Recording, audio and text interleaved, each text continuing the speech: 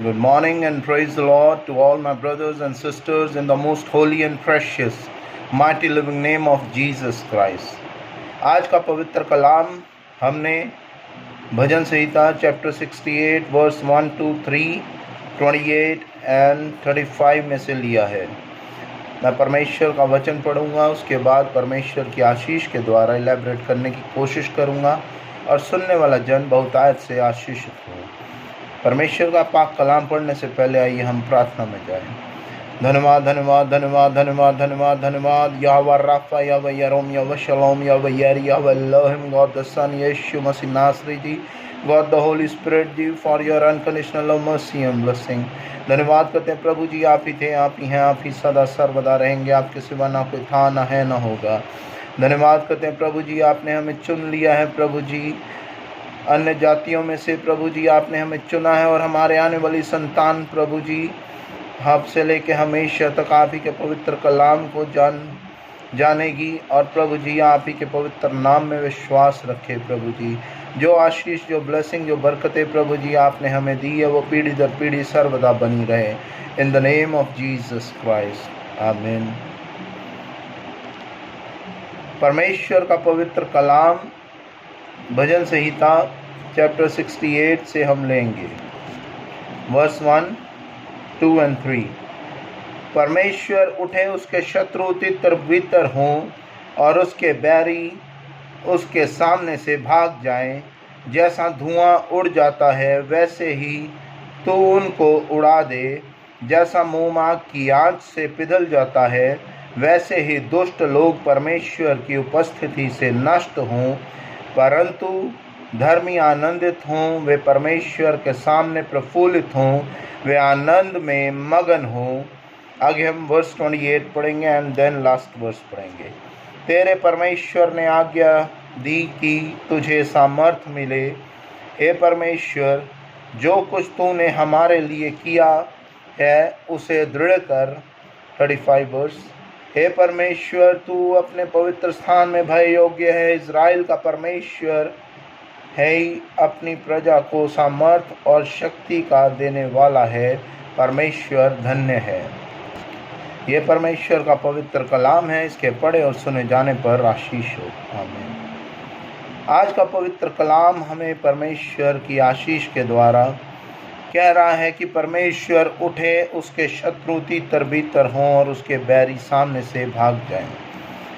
उसके बैरी, ये परमेश्वर की जो प्रजा है, जो चुनी हुई प्रजा है, परमेश्वर अपनी प्रजा के लिए उठता है और अपने वायदे के अनुसार हमारे आगे आगे चलता है और हमारे सब उबड़ खाबड़ रास्तों को प्लेन और नरम करता है और हमारे शत्रुओं से हमें विजयी कराता है। परमेश्वर की आशीष के द्वारा, परमेश्वर के वचन में जगह जगह पवित्र बाइबल में लिखा है कि परमेश्वर किस तरह अपने विश्वासियों की मदद और सहायता करता है। किसी भी तरह की दुख, तकलीफ़, बीमारी या कोई भी दुविधा में उन्हें पड़ने नहीं देता। इन केस अगर आप पे कोई प्रॉब्लम आती भी है तो वो उस समय परमेश्वर भी आपके साथ होते हैं और आपको इतनी सामर्थ्य देते हैं कि आप उस प्रॉब्लम को फेस कर सकें और उसमें से निकल के विजयी हों। क्योंकि परमेश्वर के नबी जिस समय इस धरती पे थे, या जीसस क्राइस्ट हिमसेल्फ जब यहाँ पे थे परमेश्वर पुत्र के रूप में, तब उन्होंने भी बहुत सी प्रॉब्लम्स को फेस किया। वो इसलिए किया कि जो संसारिक हमारा जीवन है उसमें हमें संसारिक जीवन के अनुसार बहुत सी समझ और बुद्धि के द्वारा अपना निर्णय लेना चाहिए। क्योंकि कई बारी आप इस तरह के निर्णय ले लेते हैं जिसकी वजह से आप किसी न किसी प्रॉब्लम में भी फंस जाते हैं। बट उसके बावजूद भी परमेश्वर आपको अपनी आशीष के द्वारा उस प्रॉब्लम से निकाल ले आते हैं। डजंट मैटर कि कितनी ही बड़ी समस्या हो, क्योंकि परमेश्वर का वायदा, परमेश्वर का पवित्र कलाम कहता है कि मैं तुम्हें किसी भी ऐसी समस्या में पड़ने नहीं दूंगा जो तुम्हारी बर्दाश्त से बाहर हो। क्योंकि उस प्रॉब्लम को फेस करना, उससे निकलना और उसे बर्दाश्त करना, वो सब आशीष हमारे परमेश्वर से हमें मिली है। आगे परमेश्वर का पवित्र कलाम कहता है, धर्मी लोग परंतु धर्मी आनंदित हों, वे परमेश्वर के सामने प्रफुल्लित हों, वे आनंद में मगन हों। धर्मी परमेश्वर के सामने आनंदित रहे। आनंदित आप कैसे रहेंगे? अगर हम किसी भी विश्वासी जन को जाके कहते हैं कि आप परमेश्वर में आनंदित रहें, और वो पर्सन में कहते हैं मेरे में दुविधा है, मेरे में प्रॉब्लम्स, मेरे जीवन में, उस पर्सन के जीवन में इतनी ज़्यादा है, वो कहता है मैं आनंदित कैसे रहूं?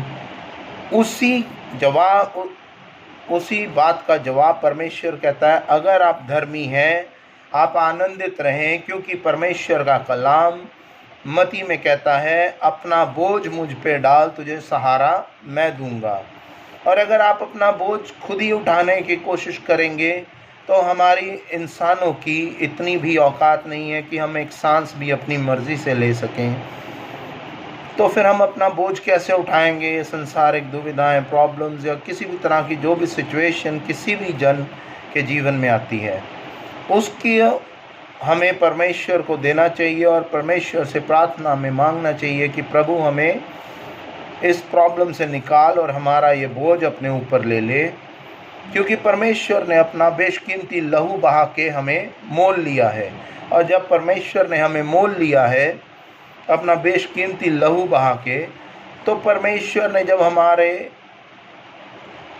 बड़े से बड़े पापों को, गुनाहों को माफ़ कर दिया, तो परमेश्वर हमारे ये छोटे छोटे संसारिक प्रॉब्लम्स को भी अपने ऊपर ले लेंगे और हमें आशीष देंगे। आगे परमेश्वर का कलाम कह रहा है, तेरे परमेश्वर ने आज्ञा दी कि तुझे सामर्थ मिले। किसी भी तरह की प्रॉब्लम किसी के भी जीवन में हो, आप ये वचन पढ़ें, भजन संहिता 68 वर्स 28, और परमेश्वर से कहें, प्रभु आपका पवित्र कलाम कहता है कि तेरे परमेश्वर ने आज्ञा दी कि तुझे सामर्थ मिले। हे परमेश्वर, जो कुछ तूने हमारे लिए किया है उसे दृढ़ कर। हालेलुया। हमें परमेश्वर से, परमेश्वर के पवित्र कलाम, उनके वायदे के अनुसार वचन पढ़ के प्रार्थना में आना चाहिए। हमारे घर परिवार के हर एक सदस्य को भी हमें बताना चाहिए कि परमेश्वर के वायदे, परमेश्वर का कलाम कैसा है। जब तक आपके तरकश में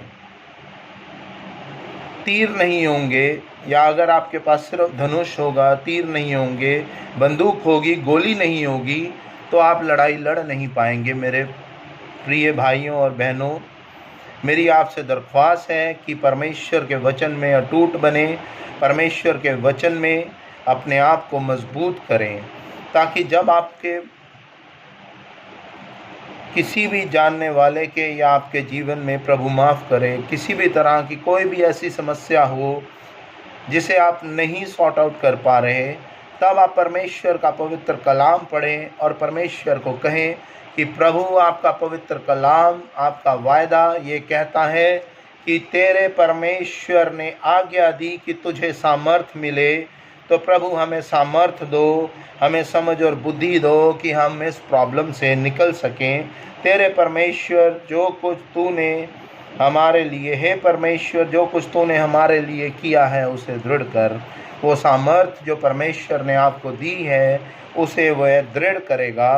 आगे कलाम कहता है, हे परमेश्वर, तू अपने पवित्र स्थान में भय योग्य है, इज़राइल का परमेश्वर है ही अपनी प्रजा को सामर्थ और शक्ति का देने वाला है। परमेश्वर धन्य है।